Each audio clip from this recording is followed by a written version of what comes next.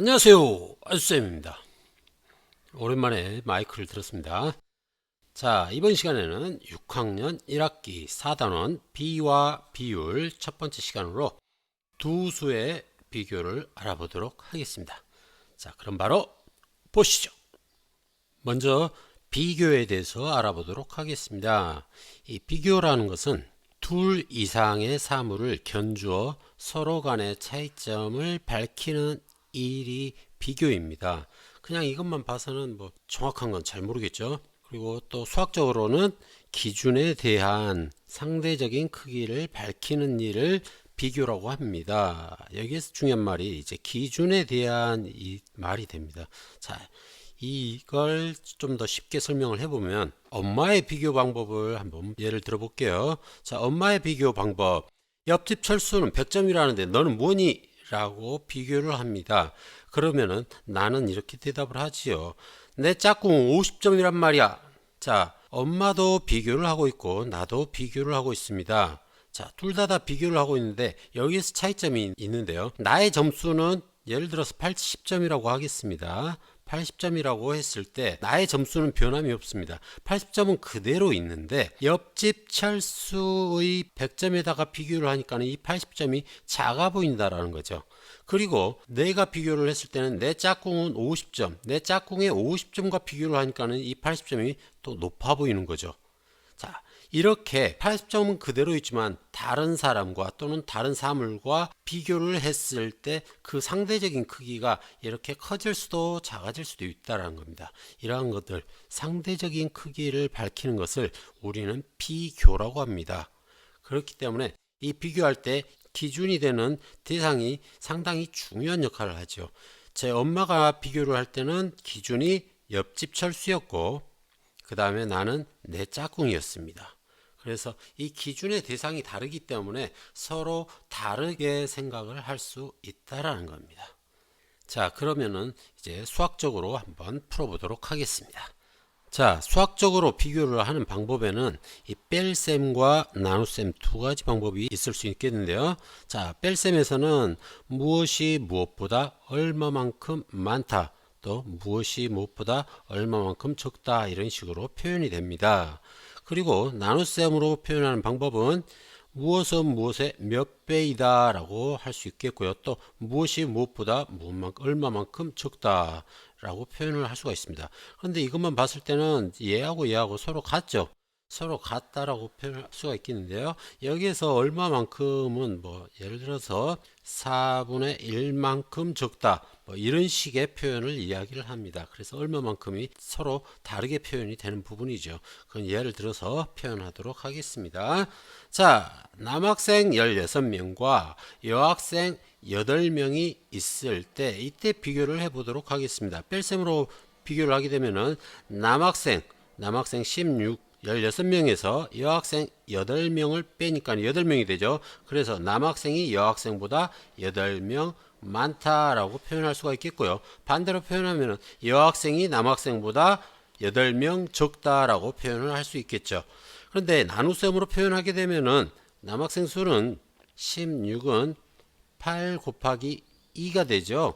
그래서 여학생 수의 2배이다 라고 표현을 할 수 있겠고요. 그 다음 여학생 수로 하게 되면 여학생 수는 남학생 수의 절반이다, 50%이다 이런 식으로 표현할 수가 있겠습니다. 자, 그럼 다음 보시죠. 이번에는 사과 30개와 배 10개가 있습니다. 이걸 비교를 해보면은 뺄셈으로 비교를 한 경우에는 30에서 10을 빼면 20이 되겠죠. 20이 되기 때문에 사과는 배보다 20개 많다라고 표현할 수 있겠죠. 그 다음 나눗셈으로 표현하게 되면은 사과 30 나누기 10을 하게 되면은 3이 되죠. 그래서 사과는 배보다 3배 많다라고 표현할 수가 있겠습니다. 뺄셈과 나눗셈 이해가 되나요? 자, 이렇게 비교를 할 수 있겠고 이번에는 구슬이 나와 있네요. 빨간 구슬 6개, 파란 구슬 24개가 있습니다. 뺄셈으로 비교한다면 많은 파란색부터 24 빼기 6이 되겠죠. 그러면은 18 8이 되겠습니다. 그래서 파란 구슬은 빨간 구슬보다 얼마만큼 많다? 그쵸. 18개 많다라고 표현을 할 수 있겠고요. 나눗셈으로 표현하게 되면 24에서 6을 나누게 되면 4가 되죠. 그러니까는 파란 구슬은 빨간 구슬보다 몇 배? 4배 많다라고 할 수 있겠습니다. 이런 식으로 표현할 수가 있겠습니다. 뺄셈의 표현 방법, 나눗셈의 표현 방법 알 수 있겠나요? 자, 그럼 다음 보시죠. 변하는 두 수의 비교를 알아보도록 하겠습니다. 변하는 두 수. 자, 예를 들어서 두 양이 변할 때 서로를 비교하는 겁니다. 그러니까는 그 수가 그냥 그대로 있는 게 아니라 이게 하나가 이만큼 늘어났을 때 다른 것도 같이 늘어난다면은 비교하는 것이 어떻게 변하는지 그걸 알아보는 겁니다. 자, 나이가 가만히 있지 않겠죠. 시간이 지나가면서 1살, 2살 이렇게 먹어갑니다. 내 나이는 13살이 되겠죠. 13살에 내년에는 14, 15, 16, 17, 18살 이렇게 나이가 들어가면서 점점 늙어갑니다. 여러분들 말이에요. 자, 그리고 동생 나이는 10살. 지금 현재 10살인데 11살, 12살, 13살, 14살, 15살로 이렇게 늘어나게 되겠죠.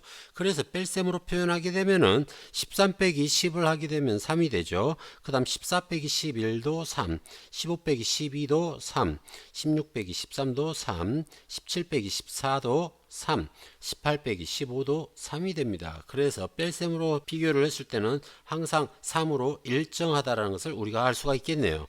그런데 나눗셈으로 비교를 하게 되면 13 나누기 10을 하게 되겠죠. 13 나누기 10을 하게 되니까 이걸 분수로 표현을 하게 되면은 10분의 13이 되겠죠. 그 다음 11분의 14, 그 다음에 12분의 15, 13분의 16, 14분의 17, 15분의 18 이렇게 나눗셈으로 비교를 할 수 있겠는데 나눗셈은 어떻게 변하나요? 가만히 있지 않죠. 제 뺄셈처럼 항상 똑같은 게 아니라 비교한 값이 계속해서 바뀌고 있다. 이때 적당한 비교 방법은 나눗셈보다는 뺄셈이 더 좋겠죠. 자, 나눗셈으로 비교하는 것은 적절하지 못하겠다. 계속해서 바뀌어버리기 때문에. 그쵸? 자, 그럼 다음 보겠습니다. 이번에는 자동차와 바퀴의 수를 한번 비교를 해보겠습니다. 자동차 수가 한 대일 때 바퀴는 4개. 뺄셈으로 비교하게 되면 4 빼기 1은 3이 되죠. 3이 되고 그 다음에 2대일 때 8개니까는 8 빼기 2는 6이 되고요. 그 다음에 3대일 때는 12개, 4대일 때는 16개, 5대일 때는 20개, 그 다음 6대일 때는 24개가 되겠습니다. 자, 이걸 뺄셈으로 계속 해보면은 그 다음은 9가 되겠고요. 그 다음 12, 그 다음 15, 18 이렇게 해서 뺄셈은 계속해서 변한다는 것을 우리가 확인할 수가 있겠습니다. 자, 나눗셈으로 비교를 하게 되면은 1 나누기 4를 해도 되겠고요. 4 나누기 1로 이렇게 비교를 해도 되겠습니다. 4 나누기 1로 비교를 해보겠습니다. 그러면은 자연수로 나오겠죠. 4 나누기 1은 4가 되죠. 4. 그 다음 8 나누기 2는 마찬가지 4가 되죠.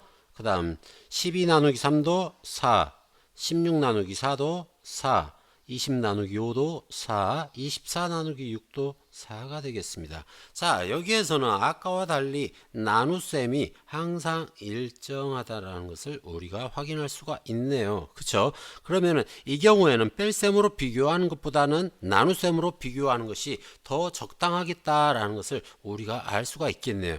그래서 상황에 따라서 뺄셈으로 비교를 한다든지 나눗셈으로 비교를 한다든지 하면 된다라는 것을 우리가 알 수 있겠네요. 자, 오늘 두 수의 비교를 알아보았는데 뺄셈으로 비교하는 방법, 그 다음 나눗셈으로 비교하는 방법 어렵지 않았죠. 그리고 또 변하는 두 양을 비교를 할 때는 뺄셈으로 비교를 해야 될 것이냐 나눗셈으로 비교를 해야 될 것이냐 이걸 판단하는 데 있어서 이게 계속 변하는 그 값이 변하는 것보다는 변하지 않는 항상 일정한 것을 선택해서 비교하는 것이 더 좋겠다라는 것까지 우리가 배웠습니다. 자, 오늘도 선생님하고 같이 공부하느라고 수고들 많았습니다. 자, 오늘은 여기까지. 여러분, 안녕.